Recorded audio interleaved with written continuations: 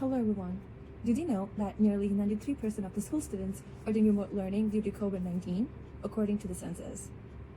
All of the stats and information mentioned in this speech have been researched prior to. You will benefit from hearing about this topic as you will become well aware about the different ways COVID-19 has affected us, especially education. I will inform you about the differences between standardized classroom learning and distant learning prior and after to COVID-19. I will familiarize you with the benefits and the detriments of both, along providing the stats of the students' performances in the US were up. The three main points I will be covering are, first, the history, the structure, and the importance of online learning prior to COVID-19. Second, the in-person learning's history, structure, and importance prior to COVID-19 as well. And then lastly, the pros and cons for both, especially during the COVID-19. Now that you know what to expect, let's move on. Mentioning about online learning, this was known as distant learning before the internet. The first form of distant learning or online learning which can be found goes all the way back in the 1840 in the UK, when a teacher called Isaac Pitman started to teach shorthand using the correspondence method.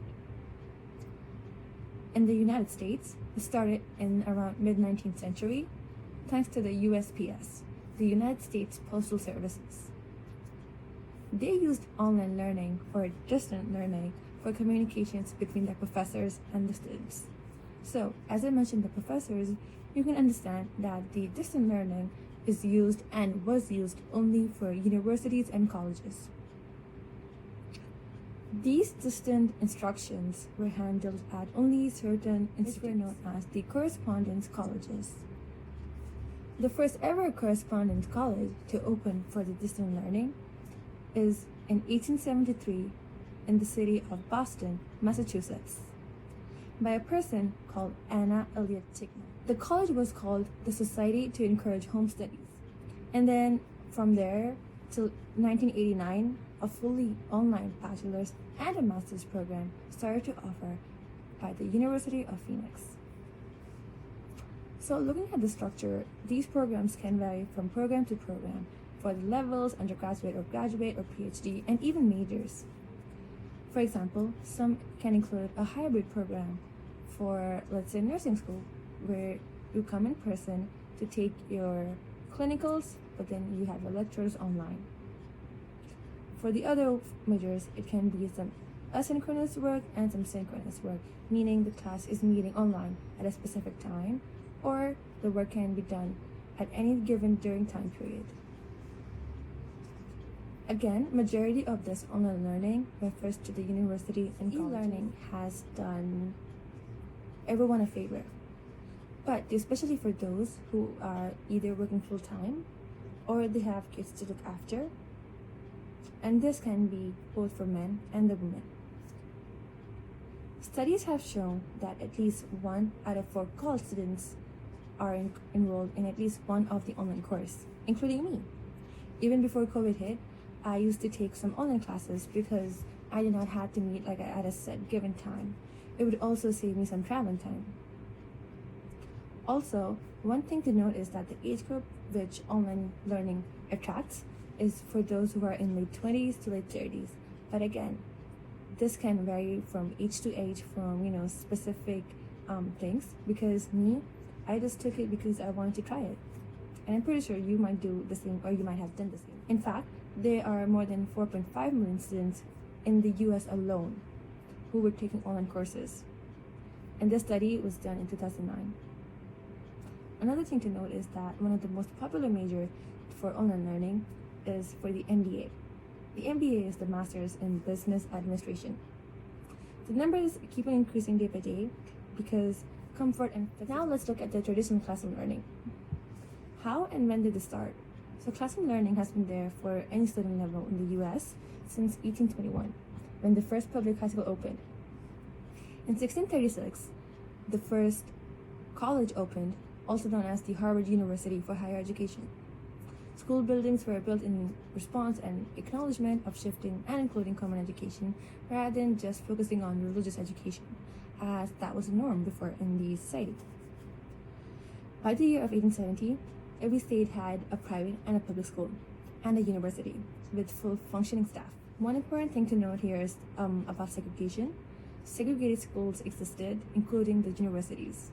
Hence why in 1954, a case which is famously known as the Brown versus the Board of Education happens with efforts to end this racial division in academic places. It took patience and effort, but finally it ended in the 1970s. In this setting, a group of students ranged anywhere from 5 to maybe 30. They would be sitting in a classroom with the teacher's instruction. Because of classroom learning, one advantage and one good important thing to note here is that many different modes of learning or many different methods of learning can be introduced. Some very well known are the Montessori method, the Cambridge system, the Kumon way. There are many more options for the parents and the students to choose from for their education. As the years have passed, technology has played an important role. And that's why the usage of TV went on to iPads and of the blackboards to smartboards. In today's date, every method and system is readily available in the US.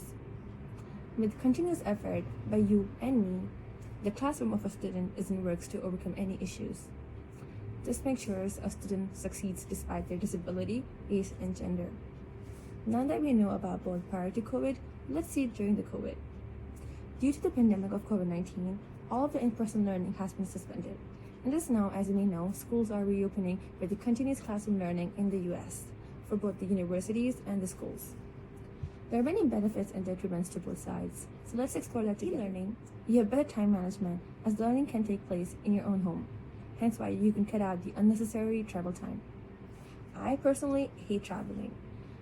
Even though I used to go to Kingsborough, which for me used to be just 10 minutes of a bus, I used to dread waking up early in the morning, even if 30 minutes, getting ready, and then, having to take the bus. This way, you're able to be actively present for your work, your family, or some other commitments. E-learning also lets you efficiently make your own schedule so that if you want it, you could pick up the night shift for the extra moolah. However, for some people, it can go terrible if they do not plan out properly. This is what has been happening for the majority of the students, now including me, due to COVID-19. As I'm unable to keep up with everything due to being stuck at the same location in my home. So I'm sleeping, I'm working, I'm studying from the same location. My mind is just not able to focus and differentiate between the different tasks. Another thing to mention is that during the online learning, a student of any level may encounter different softwares and platforms in order to communicate and execute their assignments. This is an addition of new technical skills which are crucial in today's advanced time. You are able to have an upper hand when mastered online systems.